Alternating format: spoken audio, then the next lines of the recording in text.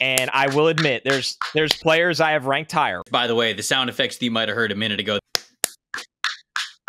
that was me punching my fist into my hand, just so everybody who's audio only doesn't get any bad ideas, because they know I like to pick.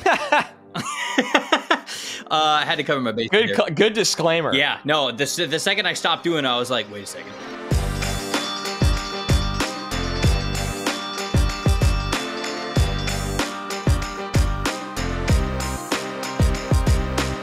Welcome to the opening bell of the NFL Stock Exchange podcast. I'm Trevor Sikkema. That is Connor Rogers, joining you guys on a drum roll, please. Thank you very much. Mock Draft Monday, everybody. I had a lot of people tweeting at, both of us, the show account, our accounts, talking to us about, oh man, there's so many things that have changed from this past weekend, this Sunday's games. Can't wait for you guys to talk about it. And I had to tell people, hey, we're not doing a What Matters Most.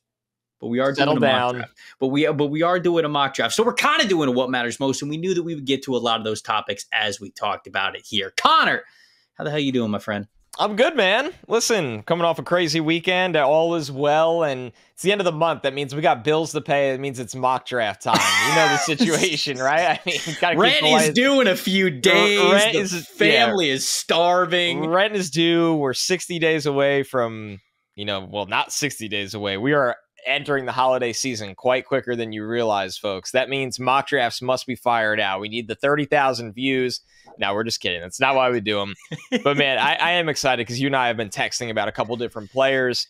Obviously, we get to do a lot of different team fits in this, and we'll even go, I'm not going to call it a 2-round mock draft, but for the teams that don't get to pick in round 1, we will explore their possibilities in round 2. It's easier this year. It's a lot easier to do that, little into day 2 experiment, because I feel like in the past it's been 4 or 5 teams who weren't picking in round 1. Yeah. It's all right, well, that's kind of a big addition to what we already have is 32 picks. But yeah, we'll try to do our best kind of as this draft season goes along. Certainly it's easy with the Panthers scheduled to pick right at the top of the second round, Cleveland Browns a little bit further, but we'll give the fan bases of those two teams something to cheer for when we get to the end of this mock draft as well. Dude, I don't want to waste too much time. We know that we spend a lot of time on each one of these teams, each one of these picks. For those who are following along at home, the best way to do that is, of course, on PFF's Mock Draft Simulator. That's how you guys are going to see us run through this mock draft exercise. And man, a lot of changes. I think even from this past weekend, there were some unfortunate injuries that we've seen from across the NFL that go into what teams might be doing. The trade deadline's popping a little bit. We're recording this late Monday afternoon. So we got the Leonard Williams trade. We'll see if anything breaks here on this show. But buddy, do you want to go odds or evens? Which one are you into here? I'll take the evens. Okay. Best news is you get to pick for the Bears no matter what. Right. You do get to pick for the Bears no matter which you choose. So in this scenario, I don't have to pick first overall, which I think is very tricky in this mock draft, by the way. I don't think it's as cut and dried because there's no trades. Yeah. And I put the Jets platter on your lap this week for once. Oh, you son of a gun. All right. The honor is all mine. After a thrilling Jets victory this weekend. I saw the little clip that y'all posted in the SNY studios where it looks like you're all just staring at the TV. Was that for the kick to go into overtime, or was that the kick to win it? There was 2 of them. So I think they showed both. The one where I'm over the desk, we have monitors under each of our markers. In the desk. So, and then the last one, the kick to win it, I'm not in the shot because I'm standing off to the side. I'm a stander when moments when when things get hot. Yeah. So and there's a really big monitor off to the left. So I'm standing literally nose to monitor like this. And then I come back on. You see me come back on at the end and pat Willie on the back because he didn't think the kick went in. I say this. I was on the phone with my dad late after the game, and I was like, every single win they have comes down to the last play. There's never, ever a normal game that you go into the studio at the 2-minute warning or there's 4 minutes left and you pat the sweat off your head. You write down notes for the show. You never know. You just never know. I think that makes it thrilling, but a 21-10 to win in my lifetime would truly be remarkable at this point. Unfortunately, the Jets, With Aaron Rodgers, it might have been a little bit different, which, by the way, I'm just going to say this live on the show. You should refresh the mock draft sim page if you have it up, because the updated big board is now part of it. You love to see it. Little behind the curtain here, folks. We're just rolling with the punches here. I updated the big board right before the show, and now it's officially in the mock draft sim. So now it is for you guys as well as you're hearing this. But Jets aren't exactly talented enough to like have a major win. So if they're going to win, it is going to be down to the wire every time, which makes your life makes your life a lot of fun. All right, I'll get into it with the Arizona Cardinals here. They are on the clock once again with the number 1 overall pick. And we saw the comment on, I think it was the latest video, where somebody said, you guys need to do mocks with trades. We will get there. We will do plenty of mock drafts with trades. It is too early. I'll talk about hypotheticals here at number 1, because I think it is a conversation here.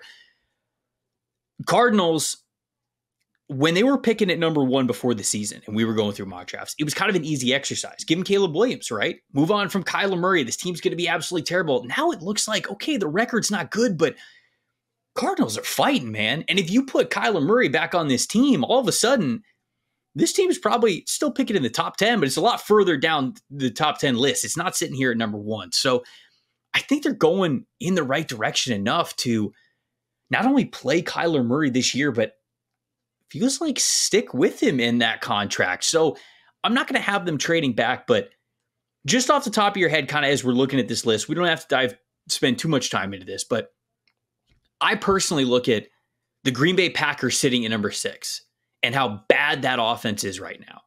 And if they get into the top 5, they are a major candidate, if you ask me, to potentially trade up to number 1 in this scenario. So the Cardinals aren't moving back too far, getting multiple first-round picks, still have Kyler Murray at quarterback, and then do what we've seen the Eagles do and own the first draft over the next couple of years. But I think the Packers, and then I look at New England as well as those 2 teams that I think could get real aggressive for a quarterback here.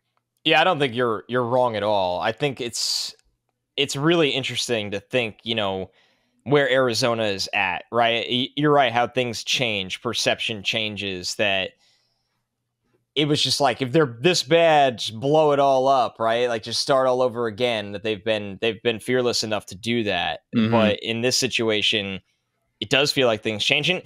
Is it crazy, Trevor? Do you think how this season ends with Kyler affects this as well? Like, if they look, you have a new staff there. If things look at least steady with Kyler, is it just completely erase the chance of this team even exploring taking Caleb Williams number 1 overall? Yeah, if it looks great with Kyler, I think so, because I know that we have talked about the value of having a franchise quarterback on a rookie deal, especially for where the rest of the Cardinals roster is right now. And I would definitely agree with that. But at the same time, as much as we love all of these players, they've never played it down in the NFL yet. Right? There was a stretch of time where Kyler looked like an MVP. Without a doubt. It's been quickly forgotten. Right. And so if Kyler comes back and looks good, yeah, you stick with him. I think you trade this number 1 overall pick. But we're not doing trades in this mock because we don't want it to get too off the rails. I think I got to take Olu here. Ooh. I think I have to. If I'm not taking a quarterback, I think I've got to take Olu, because as much as I love Marvin Harrison Jr., you guys, we've had this conversation here on this show. This wide receiver class is so good. And is Marvin Harrison clearly wide receiver 1? Yes, he is. But you've even got another pick not too far down at 11 in this draft. You could get wide receiver 2 at 11 in this draft. You can get a great wide receiver so many different years. It's tough to get an offensive lineman that pass blocks the way that Olu Fashanu does. So I am actually going to go with Olu Fashanu here at the top of this draft, with the disclaimer that I do think Arizona would trade this pick if they are not taking a quarterback. And it goes back to your original point that because you never want to do the whole like just trade the pick. But in this scenario, they are set up so well to trade the pick because the teams that would want to come up are right behind them. Right. You're not moving. You're still getting a blue chip talent. You're still getting an Olu Fashanu. You're still getting a Marvin Harrison Jr. Mm-hmm. Whoever you like in the draft, you're going to get your guy because you could decide to move back to 2. You could move back to 4, 5, 6. Like, that's the key. So, yeah. And I also, I do think that they probably trade this one, but I don't know how desperate Green Bay is going to be. Like, Green Bay to me it'll take multiple first round picks to get to one. I think they would ride it out with Jordan Love, and I'm not saying that's correct. Over trading multiple first round picks. Yeah. Is Bill Belichick going to trade multiple first round picks to move from 5 to 1 for a quarterback? Maybe. Anyways, I'm going to go with Olu here. Although I would love to hear from you guys in the comments what you think would happen at number 1 as it stands today. Who's trading up? What are they getting? Who's going to get who? But Olu Fashanu in this mock draft going number 1. I would have went with Marvin Harrison Jr., but it's close. And those are the two players I was stuck between, was Olu and Marvin Harrison Jr. I do think he's special, but your point still remains about what Olu brings as a pass-protecting tackle. So I'm on the clock of the Bears at 2, and it's very chalk. I mean, in this spot, I'm taking Caleb Williams. Obviously, still my top quarterback, although it's always been really close between him and Drake May, with Michael Penix on the outside looking in on those two. In this scenario, the Bears are resetting their quarterback clock. It feels like a Justin Fields trade is inevitable this offseason, and I think I would agree. That's best for both parties involved. Ryan Poles gets his quarterback of the future, and Trevor, as you're up next on the clock, what's exciting for the Bears is that they might get to stack whatever quarterback they take with another blue chip player. Yeah, this one's easy, right? If Marvin's on the board, you're taking Marvin Harrison Jr. And it'd be hard to think that if I would have went with Marvin Harrison at number 1, I wouldn't be picking Olu Fashanu here at 3, right? And you could say like, okay, well, some of the guys on the offensive line for Chicago, not the worst in the world. Certainly, you invested in Darnell Wright last year, but again, the pass protection and movement ability of Olu. It's really rare. And I'll be the first one to say, it's not like he's a perfect prospect. I do think he needs to get stronger. He really does. And I think the NFL could expose him a little bit in that way until he does. But, God, dude is just a dancing bear is the scouting term that we've heard a lot over the years, just for a massive dude who moves super well and can sometimes engulf even the best edge rushers that we've seen in college football. So, anyways, that makes it very easy. You're going Caleb Williams at 2. I'm going Marvin Harrison Jr. at 3 to give the Bears that 1-2 combo quarterback wide receiver. Imagine, quick side note, you're in a dynasty draft and you blew up your team a year or two ago and you're going to be picking back to back and you could stack this combo playing on the same team. It's like do you like doing that fantasy football? I like to stack. Like this year I have Lawrence and Ridley. Yeah, that's a good one. Like a dynasty, it's obviously can be tricky, but yeah, in redraft, when applicable, it's a lot of fun. The thing for me is like, I have like a ton of Lamar Jackson shares this year, and I was not touching any Ravens wide receiver. Right, because you knew he was going to go off, but you just didn't know who it was going to go to. Exactly. Like your theory with Lawrence makes a ton of sense. So the Giants are on the clock at 4. Yeah. I also think this pick is really easy. I'm taking Drake May at 4. I am, like, full transparency, I've never obviously been a big Daniel Jones guy. Fortunately for the Giants, the contract they paid him isn't going to have these crazy long-term implications on them. The short-term implications here might be it's a little awkward. You're paying a quarterback $40 million and you're drafting one in the top 5. That's clearly his replacement. But, I mean, Joe Schoen, sure, he paid Daniel Jones, right? Like, I believe there was a lot of ownership influence there too. Whatever, this is not the point of the conversation. Brian Daboll and Joe Schoen also can make the argument that they want to get their own quarterback to develop from scratch. Daniel Jones, when they got him, had been through a lot of turmoil with the Giants organization for a couple years, maybe developed some bad habits or couldn't break some bad habits. He's not a bad quarterback by any stretch of the means, but I just will never believe he's a guy that'll take you to the promised land. And the health is starting to become a big conversation of that when you look at his injuries and taking those hits. So the bottom line is I'm a huge Drake May fan.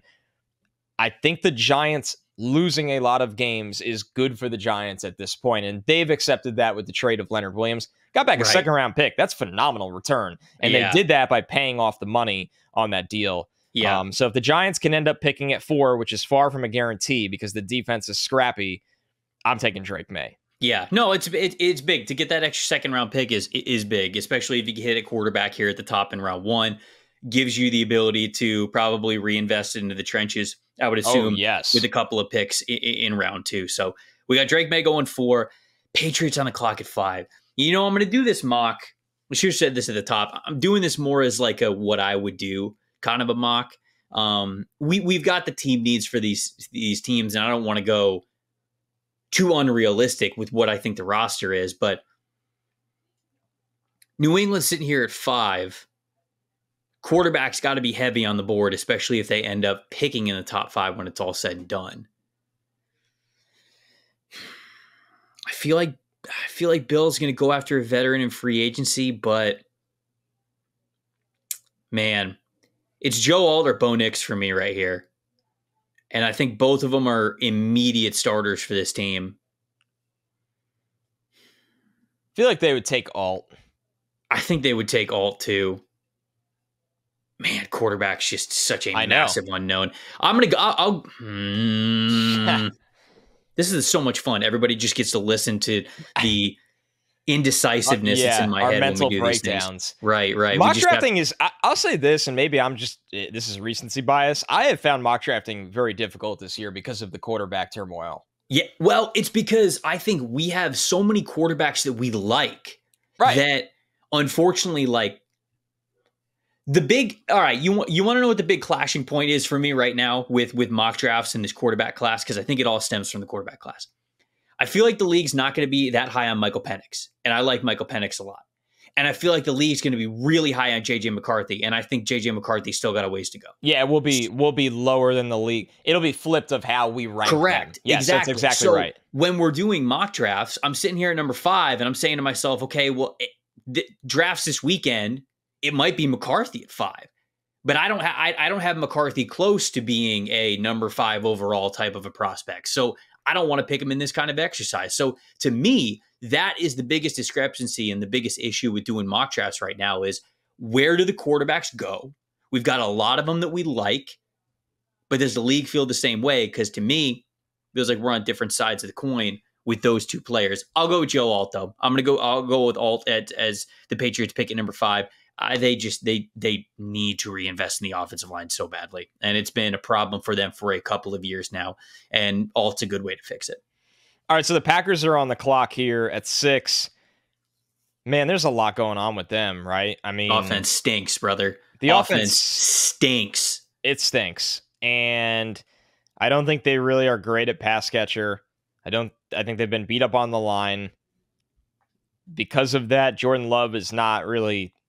It's not because of that, because I think everything can be evaluated in a vacuum. Like, I've seen a lot of defense of Jordan Love over the last month, and I get it as somebody who's covered many teams that you're always saying, well, this is bad, so the quarterback can't do anything. But I also think it has not been a great year individually for Jordan Love. He has not been great, but his supporting cast, the offensive line has not been what it's needed to be. It's hard to evaluate. The run game's been terrible. Yeah. I think the youthfulness of their pass catchers is really showing right now. Really showing. It's chaotic when you watch them. Chaotic. And I think here's the thing. This is one of the most inexperienced offenses in the NFL. I mean, you take Aaron Jones basically out of the situation. David Bakhtiari clearly out of the situation. You're playing 2 rookie tight ends, Christian Watson, Romeo Doubs, a rookie wide receiver in Jaden Reed, a first-time starter in Jordan Love, and the offensive line, at least off the top of my head, I think it pretty young as well. So this is a super young team. But are the Packers, who have been a historically fantastic franchise, going to be able to just sit here at the end of the year and go, yeah, I mean, we were just young. I don't know. You got to improve though throughout the year. I agree with that completely. Am I a wild man? Yes, but go on. Yes, I am. If I take Tallis Fuaga here, this is the earliest we've had him, and I will admit there's players I have ranked higher, right? Like I have Johnny Newton, Brock Bowers, Leatu Latu, Chop Robinson. Jared Verse, even the receivers like Keon Coleman and Malik Neighbors, like I have them ranked higher, but this is a need, and this is a team that wants to run the ball under Matt LaFleur, and this is a team that needs to get more help at tackle, I think I'm going to do it. And I think that, too, this is a guy that is rapidly rising, and you were on him very, very early, and I think it's caught on in the league where this guy looks like a first-round tackle. And if you're a first-round tackle, I mean, the sky is the absolute limit here of how early you can go. Every year, Darnell Wright, Ike Ekwonu, like there's just these rapid risers at the position. I'm going to take Fuaga here for Green Bay. I think that this fits their identity, and I think they need help on the offensive line. I know they've had injuries, but I don't expect Bakhtiari to really be a long-term answer for the Packers anymore. I'm going with Fuaga. Look, man, you're speaking music to my ears. By the way, the sound effects that you might have heard a minute ago, that was me punching my fist into my hand, just so everybody who's audio only doesn't get any bad ideas, because they know I like to pick. I had to cover my base. Good disclaimer. Yeah, no, the second I stopped doing it, I was like, wait a second. Yeah, we don't need our channel under hot water. No, we don't. Or do we? Does the scandal increase the viewership? That is the way of media these days. Like, what's the most outrageous thing I can do to get attention? This. Yes. All right. I love Profit. Fuaga. I think it's a great pick for the Packers. We've clearly talked about tackle being a need for them, knowing that, well, not knowing, but the uncertainty of David Bakhtiari's status just as a which player sucks, on that franchise. man. Like, yeah, no, it does. I don't know if Fuaga is going to test well enough to end up going this high in the draft. For sure. But I know the tape's damn good. He's a top 15 player for me.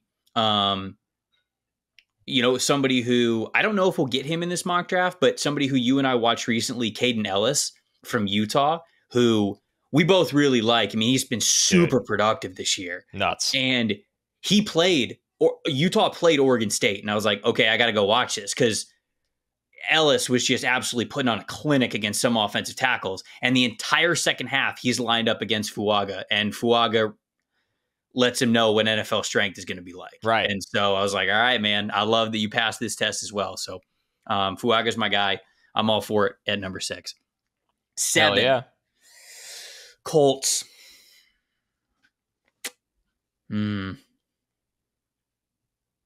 They could have their pick of the litter at corner. Could also go Malik Neighbors. Could also go Brock Bowers. I really liked when you gave them Brock Bowers in the one prospect for every player. It's kind of that BPA situation. I know. They're a team where it's, it makes sense because they got some talent at actual wide receiver, but we're gonna do it. We're gonna reunite 2 SEC greats here: Anthony Richardson and Brock Bowers. Florida and Georgia becoming friends in the pros. It's like one of those. It's like one of those sports movies where it's like, they hated each other for a long time, and now they got to come together to have a common goal to win a championship. That's Brock Bowers and Anthony Richardson, and then they end up becoming best friends. I like it. They could write a book together, right? Yeah. So I'll go Brock Bowers here. A lot of different options for the Colts, though. Very curious to hear what Colts fans think about this pick with the rest of the players on the board. But if I'm picking them, I'm going Brock Bowers. The Broncos at 8. There's a wide range of outcomes with this team in the offseason. Just the way the roster is, things could get crazy at the actual deadline soon. Mm. I mean, the bottom line is they're not picking early enough here to take Drake May or Caleb Williams. I've voiced my opinion that I think Sean Payton would love to move on from Russell Wilson when he can, but I'm not going to reach on a quarterback here. That could even be a situation where they bring in competition in another round or in free agency or whatever it may be. So for the Broncos in this spot, man, they swung and missed on a lot of free agent signings. Yeah. This is a team that they could still use some help at edge pass rusher after Randy Gregory didn't work out. Although I'll tell you, my brain just totally melted right there. Baron Browning, of course. Oh, yeah. Is like there. It's not like there's. I want to be clear that there's not like it's not totally void of talent here. I thought you were going to shout out Jonathan Cooper, who I feel like has also been playing well. Yeah, like there are players here for sure. I'm excited though about some of the young guys they have up front, but I still think they could use more. I'm going to go kind of more of a BPA approach here for the Broncos and go with Laiatu Latu. I think, and I get it, right? Like this wide receiver group can look a lot different. Who knows if they'll keep both Sutton and Judy. Once again, they could always go quarterback. There's a lot of different options for them, but at the end of the day, it feels like BPA here. The Broncos will be that team, Trevor, that it'll be really hard to fully land on where they're at until their pick is actually written in ink. Because here's the example, right? I mean, they're 4 spots away from taking Drake May in this mock draft. And 4 spots at this point in the season is nothing. Or I'll even one up it. They're 3 spots away from taking Joe Alt. I would have no problem taking Joe Alt if I was them. So, or even Fuaga. But Latu is just so talented. He's got so much polish as a pass rusher. Now you have some talent up there with Latu and Browning and Cooper that you could actually help that back end of the defense too. Look, I'm never going to hate on a Latu pick. I think that he's an easy sell. Yeah, he is a super easy sell. One of the most technically impressive pass rushers that we have in this draft, and honestly, guys who are at the college level who are coming up. I mean, they don't get much better than this. So he is fantastic. Like that pick at 8, even though the defense is already good for them. I know there's a lot of wide receivers, but I like the idea of saying like, hey, what if they went this direction? Remember how bad it was to start the year? And I know they had injuries, but everyone does. Right. Like, I don't want recency bias, and good for the Broncos that they've started to right the ship a little bit there, but they still need a premier guy up front. Latu's a premier guy. Are we both rocking Shaker Cup today? Is that what I just saw? Are we? Are you? I'm usually like the cocktail looking shaker out of water, but you're usually getting hammered because it's the only way you can get through this podcast. I mean, it's a mock draft day, Dad. Double Shaker Cup day on the stock exchange. Yeah, I use the shaker for, it's almost exclusively water throughout the day. And it lets me keep track of how much water I'm drinking, because normally I don't drink enough water, and I don't want to like carry the gallon around. Yeah, it's a tough scene. Yeah, but you used to, right? I used to. I used to. This is the worst thing. I actually like transitioned from, because I was definitely a gallon drinker in college. When I started at Bleacher Report, I had a good reasoning for this, but I definitely looked like a meathead tool. I don't like getting out of my desk and going to the water cooler 40 times a day. Because, of course. Right. Number one, like it takes a lot of time. It's a pretty decent walk. Right. And 2, you find yourself in 8,000 conversations. And I just like, let me eliminate this. I'll come in with a gallon of water every day, and I never have to get up and go to the water cooler. But then it really hit me like a week in. I look like the biggest tool in this entire place. No, you can't be wasting the calories. We're on a gain. It's New York in the winter. We can't be walking to the cooler. That's unnecessary cardio. You know what I'm saying? I don't have the gallon anymore. I've downsized to like the 64 ounce or whatever it is, like the thermos. What you're saying is that we're both in relationships, and I get destroyed for it, dude. Even the 64 ounce, like I get a death stare every day when it's in the way, or I walk out the door with it, or you nailed it. You know the deal. Look, if she ever says she has a headache, just hold up the 1 gallon. I do all the time. I'm like hydration, and I just walk away. It's like a little. All right, are you ready for this pick for the Rams? Let's do it. You ready for it? Bo Nix. I hope so. Bo Nix. Okay. Going Bo Nix here. I mean, Matthew Stafford playing phenomenally. He's been beat up over the last couple of years. He has. He's beat up currently. Yeah. I don't know how much. There have been swirling rumors of, is this guy going to retire for a couple of years now? Certainly, like since the Super Bowl, it's like, hey, buddy, you got the ring, you got the trophy. What more do you have to prove? And I think that Stafford, the former number 1 overall selection, massive statistics when he was with Calvin Johnson and the Lions, plays in McVay's offense, plays well enough to, like we said, win a Super Bowl. And I think that he also had this season in which he was proving people wrong again. Now, that might motivate him to come back and say, I got more left in the tank. But draft Nix now, man. The dual threat ability of Bo Nix, if he gets to sit behind Matthew Stafford for a year, that's a great situation. And then you're putting him in an offense with Sean McVay, who I don't think's going to retire with Stafford, because maybe this changes if that's the case. But I'm going to be under the assumption that McVay's going to stick around. big friend of the show, Benjamin Solak. I was talking to him in a football group chat I have, and he was talking about how Bo Nix kind of feels like plus Jared Goff, and we saw what McVay was able to do with Goff over the years, and I just think that is. That's something that would be very alluring for the Rams to get that quarterback of the future, whether they need it immediately or whether they need it a year from now. So I'm going Bo Nix here. All right, so Bo Nix to the Rams, their quarterback of the future. The Commanders are on the clock at 10. Do you think we've seen enough from Sam Howell this year that he gets another shot next year?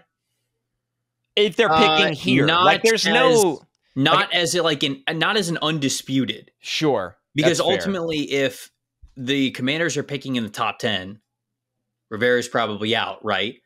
And it's not like Sam Howell's going anywhere. He's on a rookie contract. Right. But whoever comes in is probably going to say what everybody says. We like Sam. Sam's going to have every, right to compete for this job, blah, blah, blah. But if they finish top 10, I think Rivera's gone, and I think that Sam Howell is not the cemented starter in any way, to answer your question. Yeah, it's tricky. I think that because I'm not going to take Penix here as much as I love Penix, but my other needs as I look at them, it would be tackle, and I don't really love the way the tackle board is broke here. I know there's been some rumors that they could look to move one of the guys on their front four because they simply, like mathematically, it would just be kind of impossible. Right. Yeah. They didn't pick up Chase Young's 5th year. They've paid Daron Payne. Jonathan Allen's been there a long time. I think it's one of those situations where, like, okay, so you just draft another guy for the front four. I don't think that might make a ton of sense either. They're weak in the middle of the field, but there's no linebacker I'm taking in this spot. They're a tricky team in this spot. They really, really are. And I think they have pass-catching talent. I don't think Jahan Dotson just completely forgot how to play.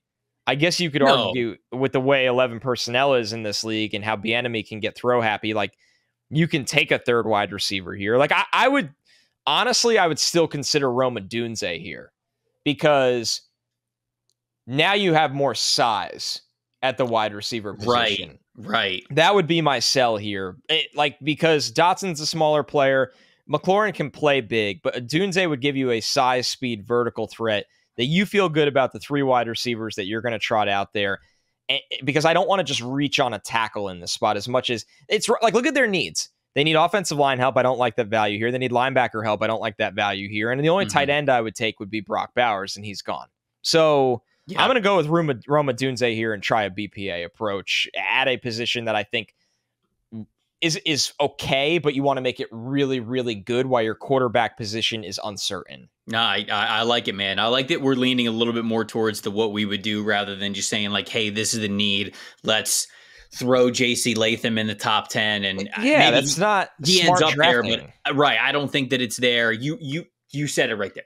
I don't think that it's smart drafting. And this is part of the exercise, right? People watch this and listen to us to not only hear our assessment of teams and what we think the teams might do, but also what we might do. And so I think that that's a good one. Any Washington fans who are listening, watching this, we would love to hear from you. Hit us up in the comments. Let us know what you would have done if the board fell this way and Washington was sitting there at number 10. That wraps up the top 10 there. But got to remind people that this time of year, it's all about getting the routines, the checklist. And the most important task on that list should be securing your family's financial future, starting with life insurance. Fabric by Gerber Life makes it easy, quick, affordable to protect your family so you can get back to enjoying life. It was designed by parents for parents to help you get high quality, surprisingly affordable term life insurance in less than 10 minutes. They got flexible policies to fit your family's budget with quality policies like $1 million coverage for less than $1 a day. Get your personalized quote in just minutes and then apply when it's convenient for you, all online and in your schedule. You can go from start to covered in less than 10 minutes with no health exam required. Join the thousands of parents who trust Fabric to protect their family. Apply today in just minutes at meetfabric.com/stock exchange. That's meetfabric.com/stock exchange. MEET fabric.com/stock exchange. Policies issued by Western Southern Life Assurance Company, not available in certain states. Prices subject to underwriting and health questions. Back to the board. Arizona Cardinals sitting here at number 11. I gave them Olu Fashanu at number 1, and it couldn't have broke better for your boy. Because we got wide receiver 2 still on the board here with Malik Neighbors. So I think that's where I have to look, man. I think that they still need that dominant wide receiver in the room in Arizona. Could have been Marvin Harrison Jr. at the very top, but I feel like, for as much as people might have been yelling at me at the top of the episode, like, hey, you go get Marvin Harrison, go get Marvin Harrison. Not that Marvin Harrison would be a bad football player, but look at the offensive linemen that are available here, and you're just picking at 11. A lot of them are gone. We just had the conversation that we didn't want to overdraft a J.C. Latham and Amarius Mims. Maybe we get to a point throughout the draft season where that's not nearly as much of a reach, but right now it would feel like that. So them getting Olu, the top offensive tackle, at number 1, and then them getting a stud wide receiver in Malik Neighbors here at 11 is a combo that I'm going to sign up for every day if it's not a trade down situation. I mean, this is a slam dunk if you're Arizona. The fact that you got Olu, but then a top flight wide receiver fell to you outside the top 10. I absolutely love that. I mean, for me in this spot, it would be him or Johnny Newton for Arizona. That's what it comes down to. And honestly, for the Raiders, that's exactly what I'm going to do, is take Johnny Newton, is just get some beef and pass rush juice on the interior. This is Johnny Newton range, right? This is Johnny Newton range right here. We've entered the Johnny Newton zone. Buckle up, folks. We have put on your hazmat suits and get ready, because things are about to get nasty up in here. Listen, Johnny Newton paired with Max Crosby for a long time just makes a lot of sense, right? You got that interior pocket pusher or pocket disruptor mixed with a rusher that can rush from wide alignments, and really Max Crosby could do anything. It's not fair to pigeonhole him like that, but and then you're hoping the green light really comes on for Tyree, and now you have a front that's cooking a little bit. Bucks at 13. Oh man, I didn't even do this on purpose, but now you did. This was a phenomenal choice by me going evens. You're spiting me. Everything was worked out perfectly. You're making me pick here for the Bucks. I think that the arrow is certainly pointing in the wrong direction for Tampa. And a lot of the wins that they had early in the season overinflated, right? I especially look at that Vikings game where that's a team that probably should have beat Tampa, but the turnovers, and we saw that as a trend for Minnesota in the early part of the season, the turnovers just absolutely killed them. So they get that road win. They beat the Bears. The Bears were absolutely putrid at the time, kind of still are. They beat the Saints in New Orleans, which was a big surprise to me, and it was a massive victory. But it's a division game, so you never know what's going to happen. They've since lost to the Lions, lost to the Falcons, lost to the Bills. It's not all Mayfield's fault. But sitting on a one-year deal, if you're picking 13, I've got a hard time believing you're signing a long-term contract. Right. Like, unless he was just balling out and the rest of the team was putrid, which isn't really the case. He's not the biggest problem that they have, but he does have consistency issues. I think you're probably looking to move on. So I'm going to go with the hometown kid. I'm going to bring Michael Penix home. I'm going to go Michael Penix here at number 13. Michael Penix plays at Washington, of course, played at Indiana, but he's from Tampa, Florida, grew up in Tampa, Florida, played for Tampa Bay Tech, I think, Tampa Bay Tech High School. But Jason Light, he's got great tabs on the Washington program. He's drafted a ton of Washington Huskies before. I could see them being in on Michael Penix, and so I'll go Penix here at 13. Sign me up. I think that's a great pick, and Penix goes into a situation where he's throwing to legitimate wide receivers, right? But everything Penix does matches well with Mike Evans and Chris Godwin. Like, he will come out firing fearlessly for those guys to continue playing at a high level. Now, there's some things that you need to clean up on the offensive line for him to thrive. For sure. But I absolutely sign off on that one. All right, so for the Chargers at 14, I think this one's pretty easy, where I'm going with Kool-Aid McKinstry. Yeah, obviously the J.C. Jackson signing did not work out for them. They, cut the cord on that real quick. I think they need another long-term corner here. I think some of their needs they could solve in like their other premium needs they could solve later on in the draft. We don't know Austin Eckler's long-term future with the team, but you can get running back on day 2 of the draft.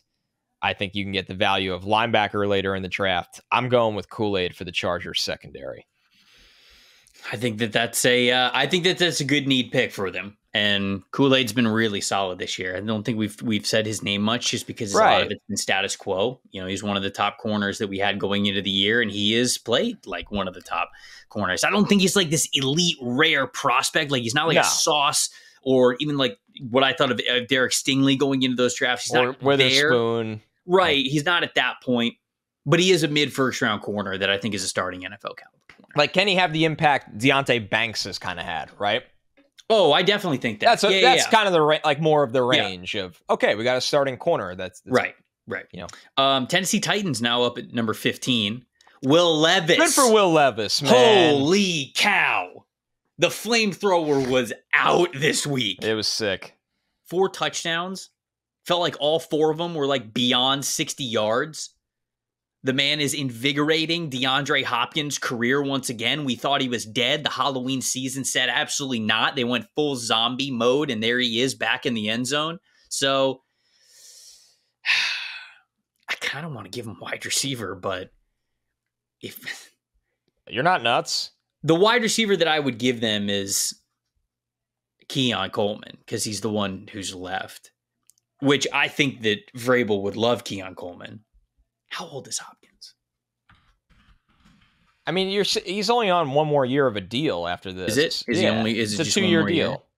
Yeah, so it's a 2-year deal. He'll be 32 years old. They've got Treylon Burke. That's about it. Now, you could definitely take a wide receiver here. Could definitely take a wide receiver here. Will he do it?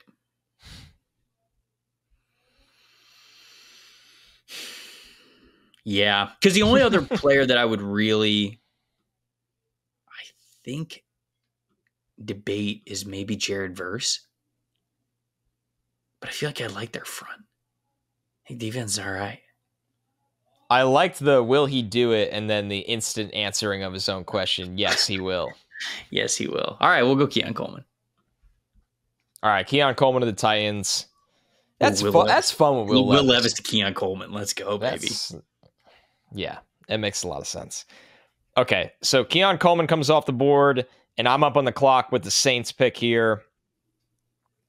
Man, for the Saints, it feels like they have a lot of talent falling into their lap with this spot. That it might just be too late in the draft where you don't pass on them. Mm-hmm. And I know they did a good job locking up Carl Granderson, and they drafted Isaiah Foskey last year. It's just tough to look at this and say, like, you're really not going to take Jared Verse, Chop Robinson, Dallas Turner, like one of the 3. I think I'm actually going to go Dallas Turner in this spot because I think they can ask him to do some things off the ball. All right. And I know they like to get a little creative with their outside linebackers. So I'm going to take Turner in this spot as more of a chess piece for that front where they have some big bodies. He's a lighter player that can give you more of that finesse rusher. I think you could ask him to kind of spot drop and do different things in zone. He's just an exciting athlete on the field. Yeah. And for the Saints, I think that's a lot of fun to add to that front that already has some talent, but more beefy talent. Yeah, I don't hate it at all. I think that it's kind of like pick your flavor of which one of these edge rushers that you want. I feel like the Saints, just right off the bat, I feel like the athleticism of Chop Robinson is what they've gone for before. Yep. But it's not like Dallas Turner is going to be a bad athlete. He's going to be a really good athlete. Oh, yeah. So it's even though I feel like I continually lean Chop Robinson to the Saints, Dallas Turner could very well be higher on their board when we get to draft weekend. So I like that pick there. Jets up at 17. Here we go. This is the moment that you were waiting for. This is pretty good for you, though, I think. I've continually given them Graham Barton around this spot. Okay.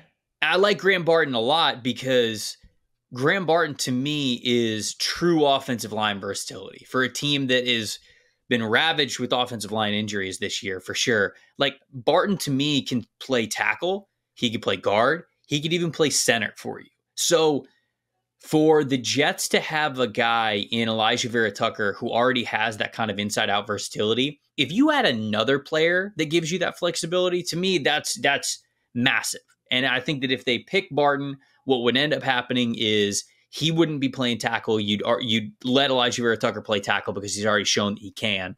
You would let Mekhi Becton stay at tackle, obviously, and then Graham Barton would take one of those guard spots, potentially if you wanted to move.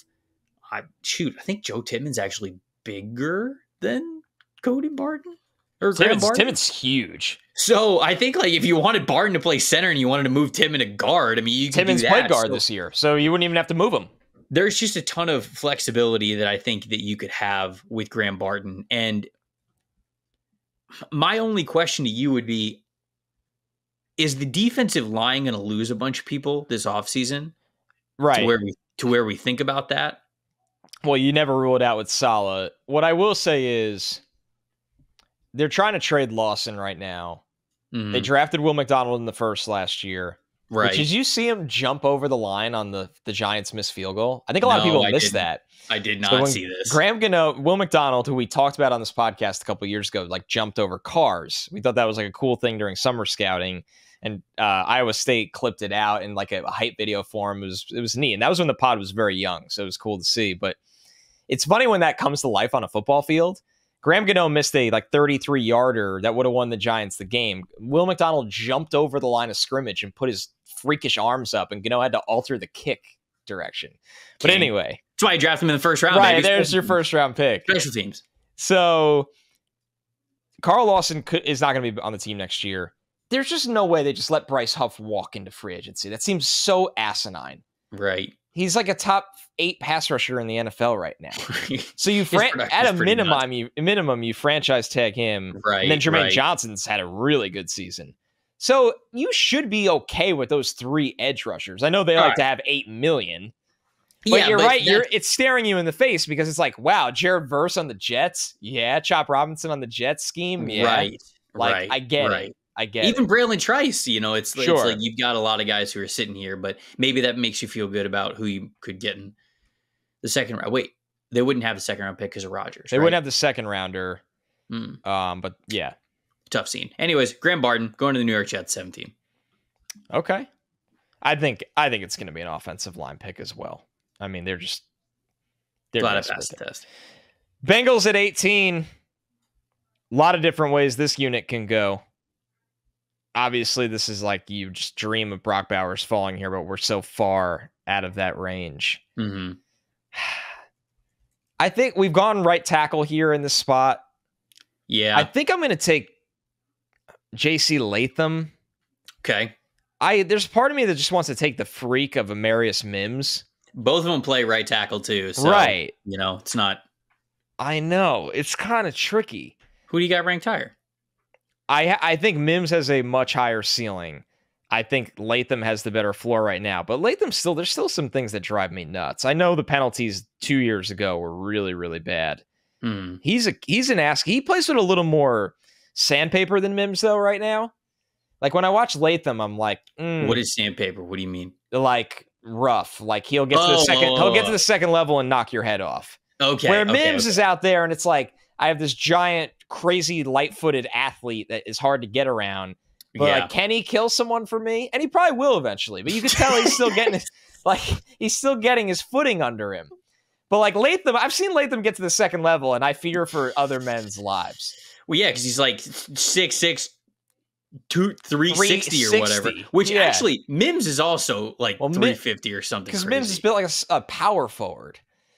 So he is crazy. There's so many alluring physical. I need him to come back. What is his injury status here? I saw Kirby said that he's like working extra hard to come back. He tried to give it a go versus Florida, I believe. Yeah. It sounds like they're pretty optimistic about him coming back soon. All right. Okay. But if there's anything I trust in this life, it's college coaches during press conferences. So. All right. So you go. So Marius Mims, see you during the combine. I'll come to your podium. Anyways, I'll take J.C. Latham. Okay. It took a long time to get there. Oh, no, we got there, though. That's all that matters. Falcons on the clock at 19. I mean,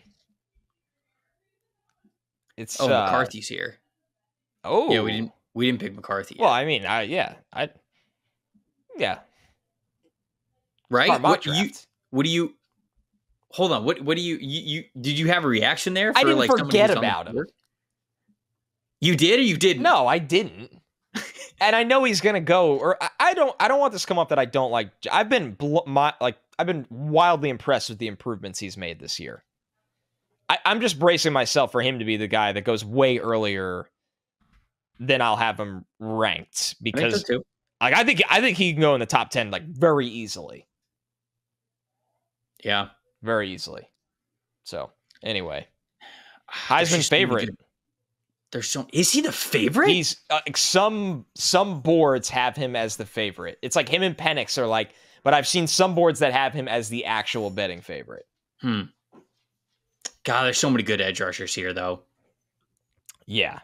I mean, it's a buffet of edge rushers that should be gone. All right. Falcons are going to trade for Justin Fields. And then they're going to draft Jared Verse. Okay. That makes a lot of sense for them. Pass rush help is a big need. Jared Verse is awesome. I think he's got a lot of pro qualities already. Mm-hmm. He's got great hands. Like such great hands. And when you look at the rookie pass rushers that come in and have some success, it's because of their hand usage. So I like that, Trevor. Good call. All right. Vikings at 20. I basically saved JJ McCarthy for you here. Yeah. If you wish to. No, I'm going to, because I don't as much as this leans more us doing what we want, I don't want the mock draft to be completely away from how things are probably going to go. I would also be fine. Okay. And it's yes, 20. No, this is fine. This is fine. Okay. Yes. Right, good point. All right. Because we're at this point in it, and this is kind of like back half of the first round is certainly like where JJ McCarthy is right now. I'm cool with it. I'm cool with that. Especially if it's like to the Vikings, Kevin O'Connell. Like, I'm cool with the situation. Me too. Good. Me too. He walks into a team that you're assuming he's throwing at Justin Jefferson, TJ Hawkinson, Jordan 300 Addison. times a game. Yeah. Justin Jefferson. They have one of the best tackles in football in Christian Darrisaw.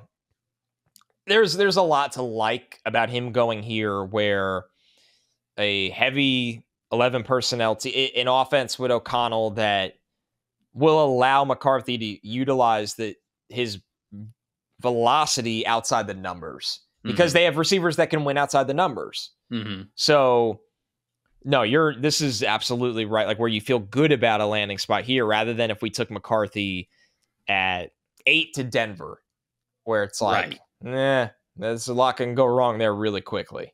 People don't know this, but the JJ in JJ McCarthy actually stands for Justin Jefferson. That's right. They should get tattoos. Right. Yeah. Matching tattoos. One, Justin Jefferson just gets his name, Justin Jefferson, and then JJ McCarthy gets Justin Jefferson McCarthy. There you go. And that's how he became a Vikings legend. Pittsburgh Steelers up at number 20.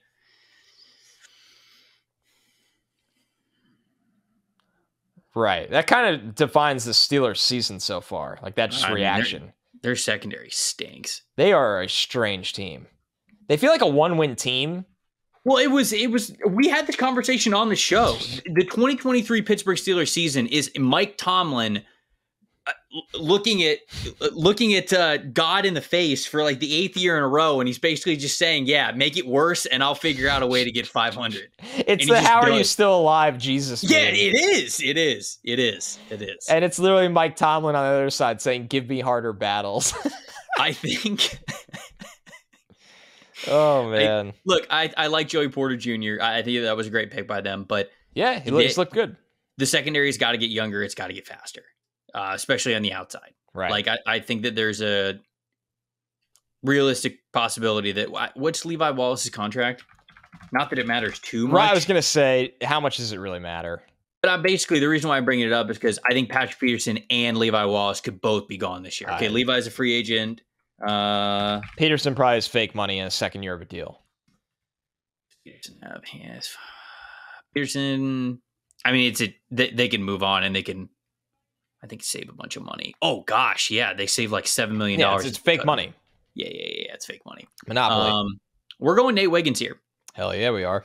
We talked on a previous show. At least I did a little bit. I think Nate Wiggins could be CB1 in this class. I think the tape that he has put out there since coming back from being banged up a little bit has been very, very good. He moves super well. He's got great ball skills. Love the build. Love the length with him at 6'2". Kool-Aid McKinstry's just been a little bit more steady in his coverage over the last couple of years. And it being in that Saban system, how comfortable Kool-Aid McKinstry is playing with his back to the ball, playing press man coverage, like it's something that it should absolutely be valued. But if you want the biggest swing of the bat in this cornerback class, I think that's Nate Wiggins.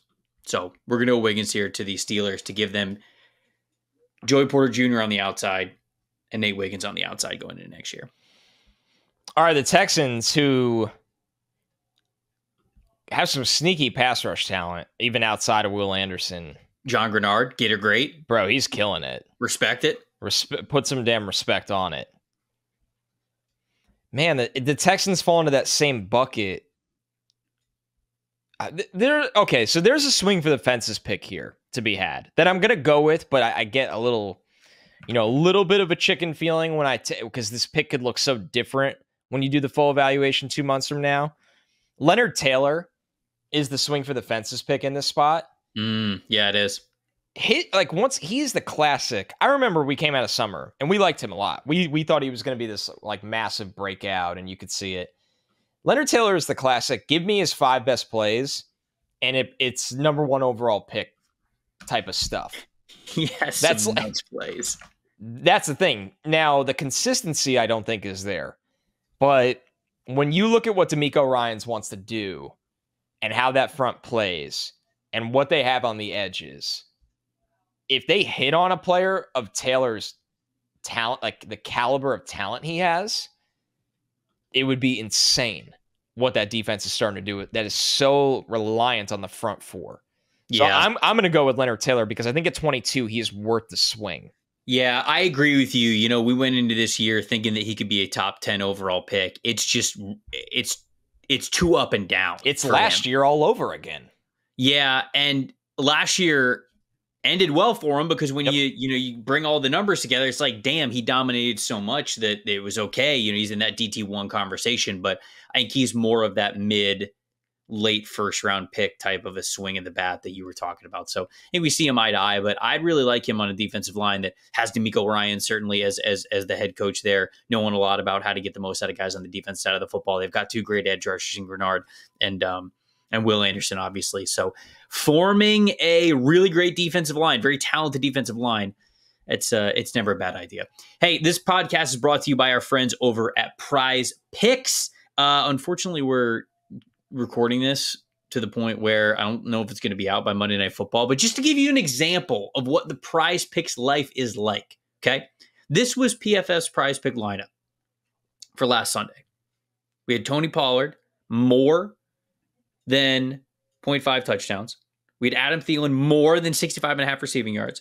Austin Eckler, more than 0.5 touchdowns. Kirk Cousins, more than 1.5 passing TDs. Fortunately, the Kirk Cousins part, not so great. But if you're kind of confused, it's not that confusing. What Prize Picks is you take 2 to 6 entries and you bundle it all up. And if they hit, depending on how many legs you got, you can win up to 25 times your money. It's an awesome way to get some skin in the game, have some fun while you're watching football. It's great. You can also play alongside some of Prize Picks' favorite players like Meek Mill. Like Meek Mill is in on it as well. Comedian Andrew Schultz. Like all sorts of pop culture icons are in on this. You can now find it on the Community Plays tab, under the Promos tab in the app. View the entries for some of the biggest names in the world and in the Prize Picks community every single week. Prize Picks even offers a reboot policy. Listen to this. So that your entries stay in play even if one of your players gets injured, which is kind of crazy, right? Every time you see an injury, you're like, wow, my bet it's all for nothing. My entry's all for nothing. No. For football and basketball games, if you have a player who exits the game in the first half and doesn't return for the second, that player is automatically rebooted. Prize Picks is the only daily fantasy sports platform with an injury insurance policy. It's pretty cool. Go to prizepicks.com/NFLSC. Use the promo code NFLSC for a first deposit match up to $100. Like I said, it's a really fun way to get some extra skin in the game when you're watching these games. And they'll give you free $100 when it's a deposit match. Use that promo code. Make it happen. Again, that's prizepicks.com/NFLSC. Use the promo code NFLSC for your first deposit match up to 100 cold ones. Am I up? Odd numbers? Is 23 an odd number? Nah, it can't be. You got to be up. 23 is me with the... No, you're right. I know. You just meant... Oh, man, that almost worked. I almost duped you right there. You really did. I almost made the... And I saw Leonard Taylor right above it. I'm like, I just talked about Leonard Taylor for like 30 minutes. Mock drafts, dude. San Francisco 49ers at 23. Yeah, obviously the team's horrible now. They're not going to win again. They got to find a franchise quarterback. Yeah, Brock Purdy's... I mean, see him in the CFL next year, if we're being honest. He's lucky. If he's lucky. No, San Francisco obviously still a really good team. When they get Trent Williams back, when they get Deebo Samuel back, they're still going to be a really good football team. Two of their best players? Yeah. A little bit imagine that. Wow. I think offensive line still needs help. I think this is the Amarius Mims pick, right? I mean, you've got the rest of the talent along the offensive side to draft a guy like this, even with the little amount of experience that Amarius Mims has. You've seen so many flashes with him that you go, this is still player at the back end of the first round, could be a future starter on the offensive line for us for a long time. I'm looking at corner as well. But I like Mims or Cooper DeJean. God, they'd love Cooper DeJean.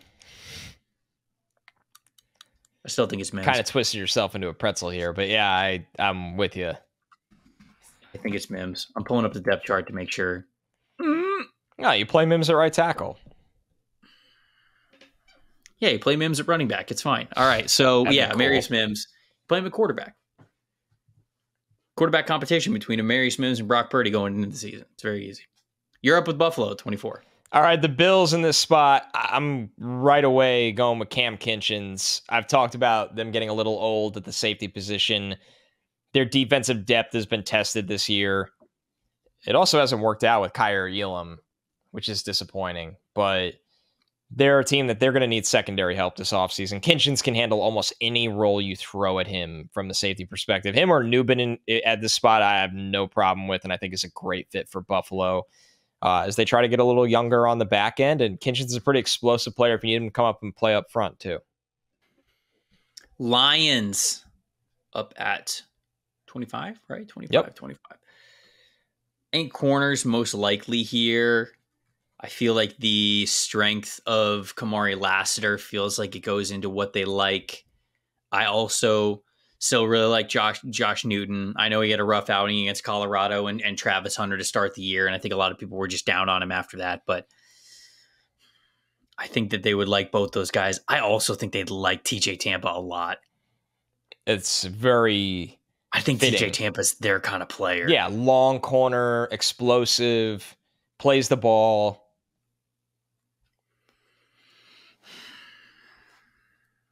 But I'm an idiot because Cooper DeJean's still on the board, so this one's never been easier. We're going Cooper DeJean such here a layup. For the it's such Lions. A layup. I scrolled too far on the mock sim because I didn't think that he'd be there. One of the best playmakers in the draft. Yeah, no brainer. We still have Chop Robinson on the board. Yeah, I mean, Chop's just been another player who has been hot and cold.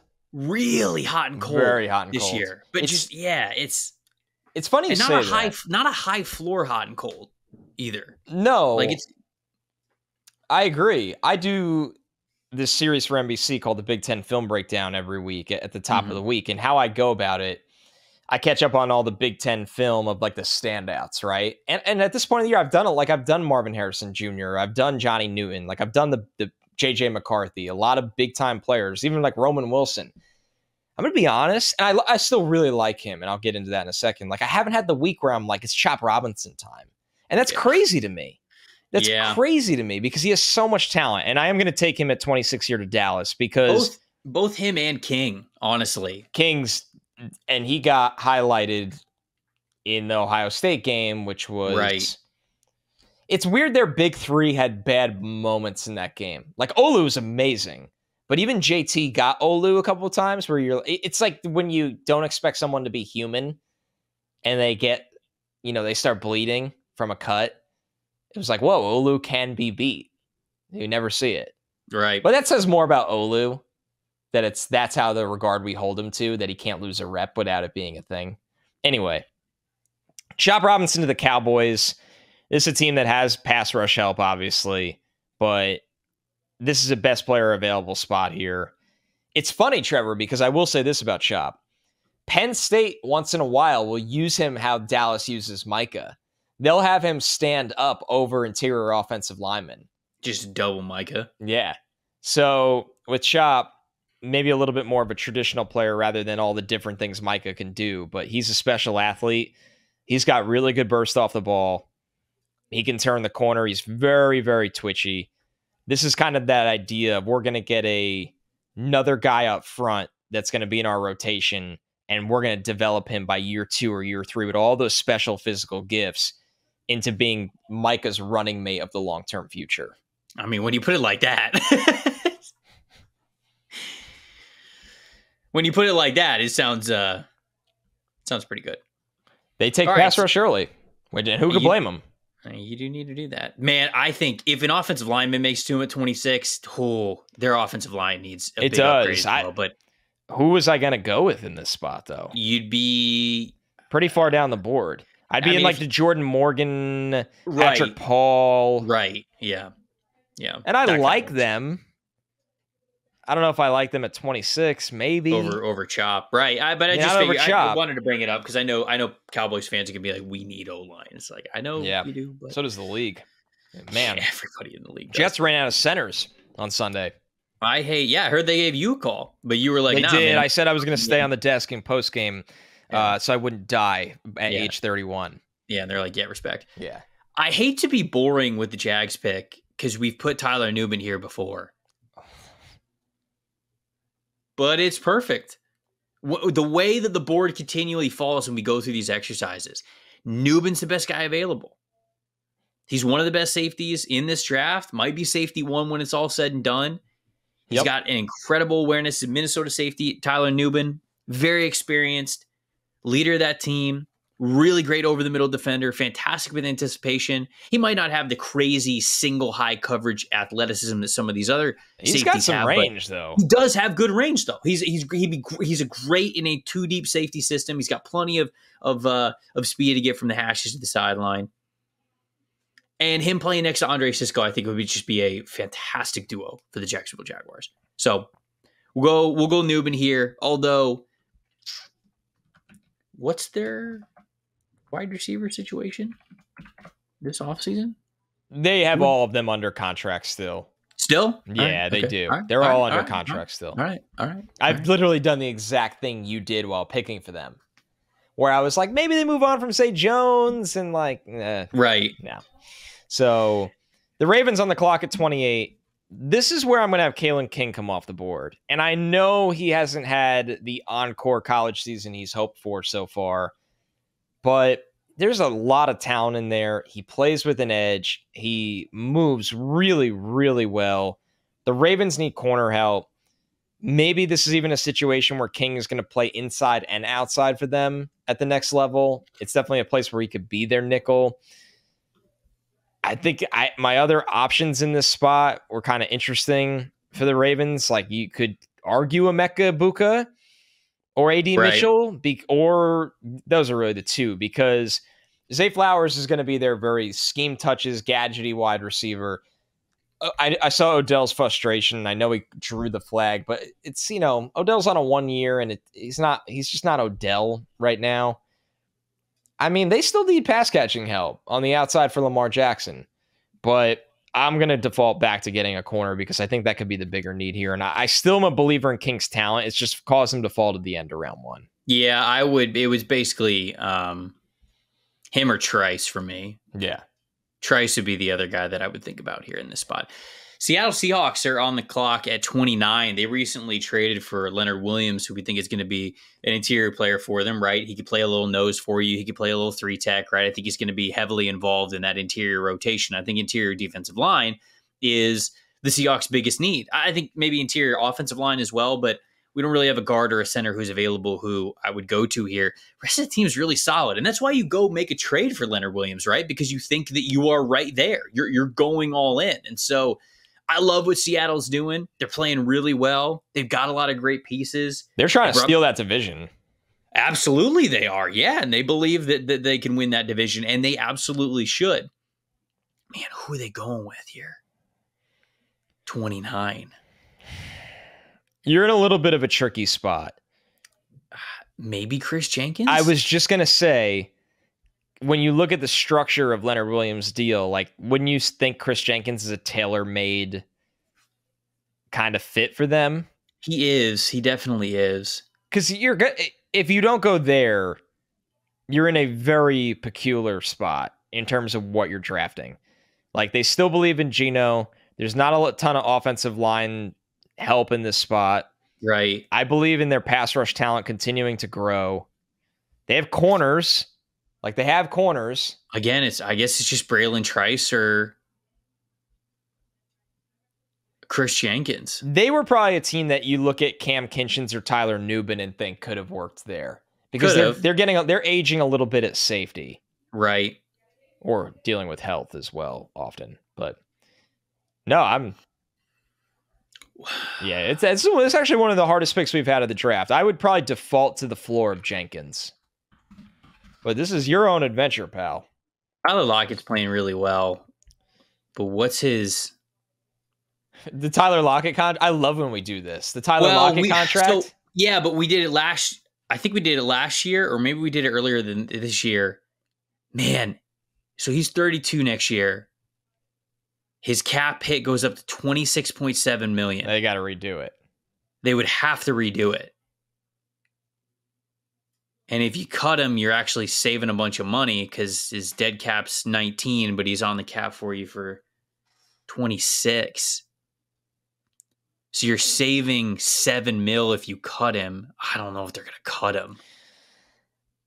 I mean, in theory, you'd like JSN to start eating more targets in that offense, but Tyler Lockett's been one of the biggest models of consistency across the NFL for 5 years. And they got Jake Bobo, who's a legend. Jake Bobo, who's up to what now after these last 2 weeks? MVP. That's what he's up to. Oh, Jake Bobo. We didn't give him enough love in the Rookie of the Year episode. That was something we definitely did not. We could have given him some more love there. I'll go with Braylon Trice. I guess I'll go with Braylon Trice. I just go get the edge rusher. I feel like he's got the mentality to be able to play all over the field for. He's a stand-up or a hand-in-the-dirt guy. Invest in the defensive line. It can never be a bad thing. Pete Carroll was talking about less than a year ago how it kept him up at night, how bad they were on the defensive line getting after the passer. So I'm not gonna really second guess giving them more talent there, even though they just added Leonard Williams. So you're up. 30 for the Dolphins. I'll go with TJ Tampa in this spot. I think when you look at Miami, they need offensive line help. They do. We didn't get as lucky this time, where last time Amarius Mims fell into their lap. Mm-hmm. Xavier Howard is not the Xavier Howard of old anymore, and I know he's been hurt too, but isn't that always kind of the issue? Like, it feels like part of the issue with Xavier Howard is that he's hurt. They're getting Ramsey back, which is really good news for them, but the Dolphins have some aging questions in the secondary. If there's no offensive line here that you feel good about, I do feel good about a long corner that can press, that can play the ball, that can turn and run like TJ Tampa. Kansas City on the clock.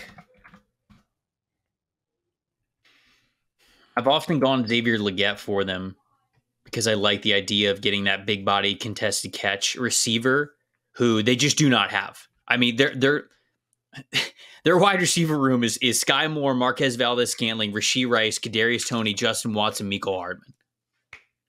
Yeah. I mean, you need...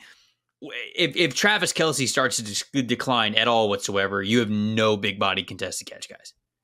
For a quarterback that loves to extend plays and take chances down the field. So power because of that, amazing. Because of that, I'm going to take AD Mitchell. Yeah. AD Mitchell has. I did this exercise before this week, so I think he caught another touchdown this week. But AD Mitchell has scored 8 touchdowns in the last 10 games that he has started in college football. I mean, he's just a touchdown machine. I think he'd be a contested catch guy. I think he moves really well for a 6'4" receiver. Could be great in the red zone. So we're going to go Mitchell here, and I think that's the type of receiver that the Kansas City Chiefs would need to keep the foot on the gas pedal with that offense. The Eagles at 32. I'm going to go with Denzel Burke from Ohio State. A very athletic corner. Somebody we've talked about on the show, was great as a freshman, had the sophomore slump. I really like what I've seen on tape from him this year. He's a really good athlete. He's got length. We know he can come up and hit. And I think the Eagles are another team that, as much as we've really loved their secondary over the years, they're starting to show their age a little bit at outside corner. Mm-hmm. So Denzel Burke, for me, would be a guy that you take a shot on the traits in this spot, and is a true outside corner, I think, at the next level. All right, so there we go. That is the first round. We will give Carolina Panthers fans and Cleveland Browns fans a little love, though. Carolina currently picking at 34, so that's 2 picks after this. We got the Cardinals that are up next, and I figured that they're probably, like, if the board were to fall like this, they're probably going JT Tuimoloau, right? Sure. I mean, I think that could be an option for them. It's probably something along the defensive line. Maybe a Jonah Ellis from Utah, maybe a Chris Jenkins from Michigan. Like, I think all of those guys are in play for them to get some extra defensive line talent in there.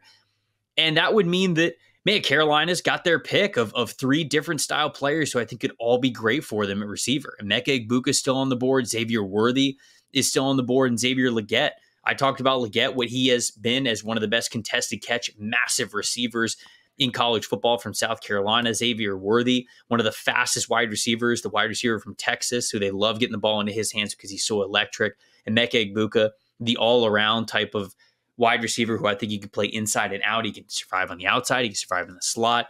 He could be a heavy volume guy. Do you lean anywhere with like those 3 wide receivers? I'll throw Johnny Wilson from Florida State, the massive 6'6", 240-pound wide receiver in there as well. Anybody kind of stand out to you? This is an evens pick, so I'll give you the final say here. It would be a Egbuka for me, because I like the timing Bryce can play with. And I think Egbuka is a guy that understands how to play with timing. He's phenomenal against zone. He's got strong hands. I think he's a good route runner. It's kind of weird to say, but there's some aspects of his game that are similar to Adam Thielen. And Adam Thielen's had a lot of success with Bryce this year. So I would go with Egbuka. I think he just fits the timing and rhythm that Bryce plays with. Yeah, and then the Browns are picking at 54. Man. This one's a little more difficult. I think this is great range for like Mason Smith to finally go off the board, the defensive tackle from LSU. Bet on the talent. Former 5-star, hell of a talent towards ACL at the beginning of last year. You could tell he's kind of just still working back from that. And man, I think that he would be a really good player to plug into the middle of this defense, because you could probably continue to ease him into it a little bit. And I think that is something that's going to be important for them. Cedric Tillman, I think, could get more involved in this offense, so I'm not too worried about wide receiver. Martin Emerson's playing well. Denzel Ward's playing well. Linebackers are playing well. So I think I had to go Mason Smith, the incredibly talented recruit who is still scratching the surface of what he could be as a player. That's who I'm going for the Browns. All right, we're going to recap the entire draft here for you guys, but before we get to that, it's not a bird. It's not a plane. It is the most revolutionary ball trimmer the world has ever seen. Gentlemen, our friends over at Manscaped have been working night and day to bring you the below-the-waist grooming experience like none other with their brand new Lawnmower 5.0 Ultra. We're talking about a next-generation trimmer with interchangeable blade heads for whatever shave your mind can imagine. AI is cool, but I think this might be the biggest technological advancement the world has ever seen. Upgrade your grooming game to the Ultra Sphere this year by going to Manscaped.com, getting 20% off and free shipping using the promo code PFF. High tech for low places. Our friends over at Manscaped. Everyone knows how scary it can be when you go for that close shave below the belt. That's why we trust Manscaped for all those sensitive areas. Inside this package, you'll find the star of the show, the Lawnmower 5.0 Ultra. Their 5th generation trimmer now features 2 interchangeable next-gen skin-safe blade heads, a standard one for taking a little off the top, and for the new foil blade to go smooth whenever your heart desires. No more wet shaving down there. You can count me in. This bad boy also features LED spotlights to provide contrast on multiple skin tones so you could shed some light on even your darkest places. That's in the script, folks. It's in the scripts and off the top of the dome. That's what they're saying. This is here. It's a cutting edge for cutting pubes. Upgrade your ball trimmer and your life will follow. Get 20% off and free shipping using the promo code PFF at manscaped.com. It's 20% off and free shipping using the promo code PFF at manscaped.com. We've used this product before. It is absolutely fantastic. I can promise you've never had a ball trimmer look like a spaceship before. Get yours today from our friends over at Manscaped. Recapping the draft here. I'll do the first half. You want to do the second half? Yeah, let's do it. Arizona Cardinals back at number 1. Didn't have them taking a quarterback. No trades in this mock, but we said we could see trades certainly in the future if this ends up happening. Olu Fashanu, the offensive tackle for Penn State. Caleb Williams, the quarterback from USC, going to the Bears at 2. Marvin Harrison, the wide receiver from Ohio State, going to the Bears at 3. Drake May, the quarterback from North Carolina, going to the Giants at 4. Joe Alt, the tackle from Notre Dame, to the Patriots at 5. Talize Fuaga, the offensive tackle from Oregon State, going to the Packers at 6. Brock Bowers, the ultimate tight end prospect from Georgia, going to the Colts at 7. Latu, the edge rusher from UCLA, going to the Broncos at 8. Bo Nix, quarterback of the future for the Los Angeles Rams, from Oregon at number 9. Rome Odunze, top 10 for Rome Odunze. Hell yeah, I love it. Wide receiver from Washington, going to the Washington Commanders. Malik Neighbors, the wide receiver from LSU, going to the Cardinals at 11. Jerzon Newton, the interior defensive lineman from Illinois, to the Raiders at 12. Michael Penix Jr. coming home to Tampa, to the Tampa Bay Buccaneers, the quarterback from Washington, at number 13. Kool-Aid McKinstry, the corner from Alabama, going to the Chargers at 14. Keon Coleman, the wide receiver from Florida State, going to the Titans at 15. And then Dallas Turner to the Saints as the edge rusher from Alabama, going to 16. All right, he passes the baton. 17 to the Jets. Trevor takes Graham Barton, a versatile offensive lineman. 18, the Bengals go O-line as well with J.C. Latham. 19, the Falcons take pass rusher Jared Verse. 20, the Vikings get their quarterback of the future and J.J. McCarthy. 21, the Steelers take Nate Wiggins, a corner out of Clemson with a lot of upside. 22, the Texans, speaking of upside, they go that route with interior defensive lineman Leonard Taylor out of Miami. The Niners take Amarius Mims, the gigantic tackle out of Georgia. The Bills go with safety Cameron Kinchins out of Miami. The Lions take Cooper DeJean, the corner out of Iowa. The Cowboys take Chop Robinson, pass rusher Penn State. Jacksonville at 27 takes safety Tyler Nubin out of Minnesota. The Ravens go with secondary help as well. Kalen King, the corner out of Penn State. Seattle, the Seahawks end up taking Braylon Trice, a local player, the edge from Washington. The Dolphins at 30 go with corner TJ Tampa from Iowa State. The Chiefs take A.D. Mitchell, the touchdown machine wide receiver out of Texas. 32, the Eagles take cornerback Denzel Burke from Ohio State.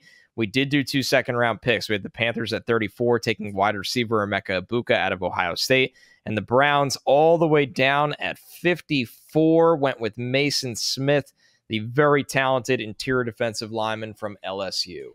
We want to hear from you guys. Let us know what your takes are on our takes. Let us know what you thought of some of the picks, whether it was your favorite team or just if you're a fan of the NFL draft, where each player was going. If you think a guy was way too high, way too low, let us know. Best way to sound off is, of course, in the YouTube comments, youtube.com/NFL Stock Exchange. If you're audio only, you can hit us up on social media at Tampa Bay Trey, at Connor J. Roger. That's on X and Instagram. You can also follow the show on Twitter as well, at PFF_NFLSE. That's where you can find the show. We're tweeting out the episodes and everything. It's a great way to find the NFL draft, or I should say the NFL SE community, the addicts, if you will, and get to talk to the people who are listening to the show. So we love to hear from you guys. There's a lot of combinations of how mock drafts could go. And now that we are getting into the home stretch of the college football season, halfway through the NFL season, almost halfway through the NFL season, the order is becoming a lot more clear. Connor, you got anything else before we get out of here? No idea what we're doing Wednesday. No idea what we're doing Wednesday. No idea what we're doing Wednesday, which is fun. It's almost time to fix some teams. It is almost time to fix some teams. We have a lot. We want to devote more time to that this year, by the way. Yeah, we know that we might be a week or two early. Yeah, it's going to start earlier this year. Right. If you guys have been listening to the podcast for the last year and a half, we absolutely love the heck out of you for it. But you can remember the Fix Your Franchise episodes that we would do, where we would take these really big deep dives into teams, look at potential new coaching staffs, potential free agent signings, and then a potential draft class for them to, well, fix their franchise. And the schedule, the way that it comes out, we started those in January, and man, it's like Shrine Bowl, Senior Bowl, Combine, free agency just like came around so quick. So I feel like we only did 2 or 3 last year. We want to get to a lot more this year. We know you guys love those deep dive episodes, so we're going to get to those. I don't know if it's this Wednesday might be a little bit early, but it is coming soon. It is coming soon. Could always bring back our notes idea, which a lot of no notes idea. People had a lot of fun with no notes. I kind of like that. Honestly, vote in the comments if you feel really strongly about something. We will defer to you. Yep, we absolutely will. So we're a show of the people. We are a show of the people. If you want the no note segment, hey, again, fire it off in the comments. Yeah. Smash the like button whenever you see somebody mention in the comments, and we'll read it. We will read it, and we will give you the NFL draft coverage that y'all's hearts desired. We did the mock draft over at pff.com. You can do the same. Go over there. You see the updated big board, the mock draft simulator. You could run through as many of those bad boys as you want.